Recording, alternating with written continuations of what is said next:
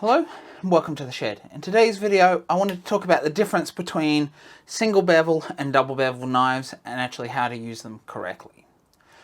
So the main difference obviously between these styles of knives is that a single bevel knife, whether it's this diamond style or not, has a single bevel on one side, so you're going to get an accurate line when you push flat up against the back of the knife. Now I also want to show you how you can use these double beveled marking knives, which are probably around before these single beveled ones as far as I'm aware, and how to use them accurately to get the same sort of markings that you get with a single beveled knife. So when it comes to the single beveled knife, if we have a close look at the knife here, we can see that we have one flat edge, so it's very much like a chisel or a plane blade, and then I believe we have about a 25-degree angle coming back against that point.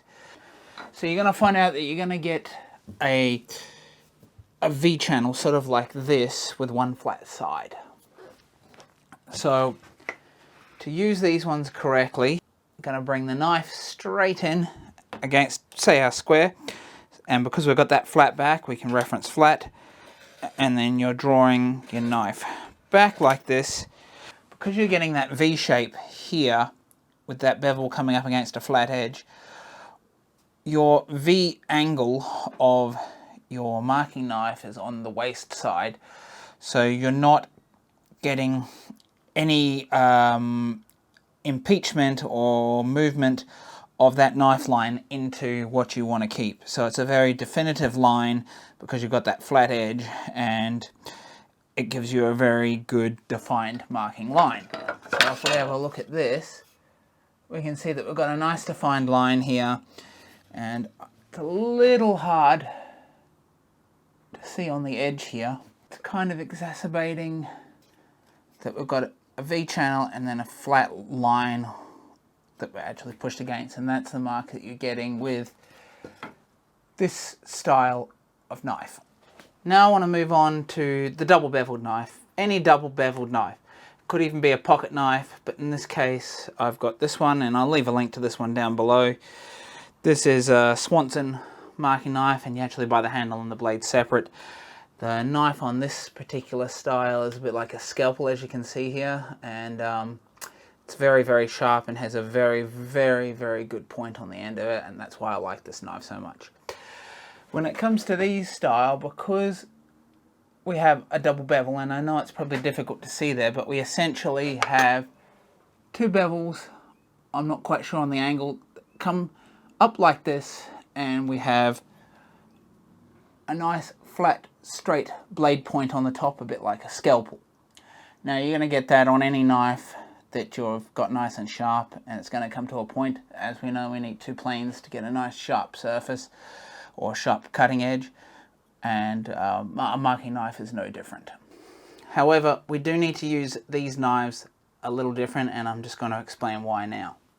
So we've already determined that we're going to get a V channel like this if we cut. So if we bring the knife straight in like this and pull back, referencing off the main shaft of the knife, if we're up against a square, it's going to offset the knife a little bit from the square. So we're not going to be right up dead flat on that surface of the square like we may want, and like you get automatically with this style. But the other thing is, because we've got a V channel, we're offset a little bit, and if we were pushing a little bit against it and it did move across a little bit, if you're actually just marking straight on a line like that, you're going to end up with part of your V cut on the waist side and part of your V cut on the side you want to keep, thus not having a very square and definitive edge on your line that you're using for your layout of your mortises and your shoulders and all of that. So to correct this issue, and I've watched a few Paul Sellers videos, and that's where I picked this technique up, and I've used it a number of times and I really like it. What we're going to do is use this marking knife to get a similar channel to what we get automatically with this one.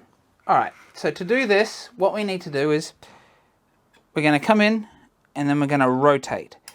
And what we're doing is rotating to the angle of the bevel.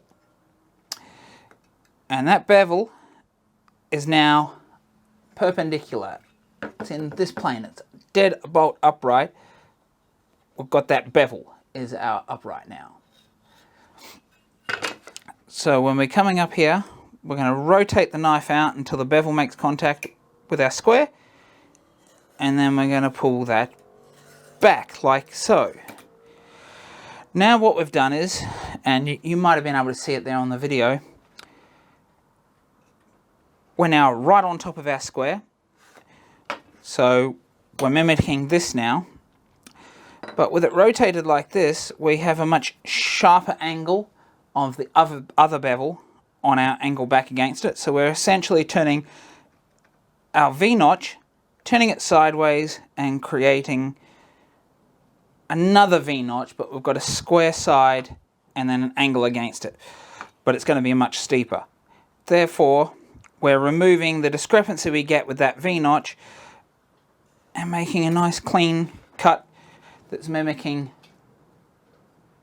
this style of marking knife.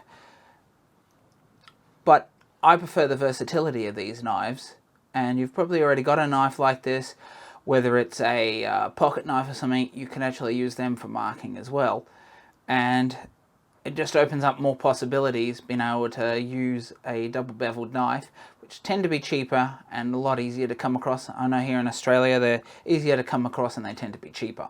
The other thing I notice when using a single beveled knife versus the double beveled knife is that I tend to find that I get a better cutting line using my double beveled knife.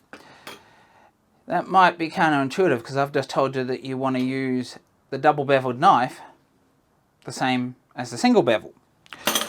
Well, what I find is that when we're coming through like this, there is a tendency for this knife to wobble because of the angle it's on, and it's making such a small reference on the point that it has a tendency to kind of wobble a little bit and not necessarily stay flat up against your square unless you're putting a lot of pressure up against it to keep it where you want it, which obviously you should be doing anyway. Versus this style, that because of the angle you're doing it, you've got pressure instead of straight down, it's coming in on an angle because it's rotated out. So you're actually, as long as you're holding your square tight, you're pushing your knife in tight against it. So when you pull back, there's no way that this knife can wander, and I find that it tends to be a little more accurate than holding the flat back of this marking knife, which has a tendency to sort of flip-flop around like this, and its referencing is not quite as good.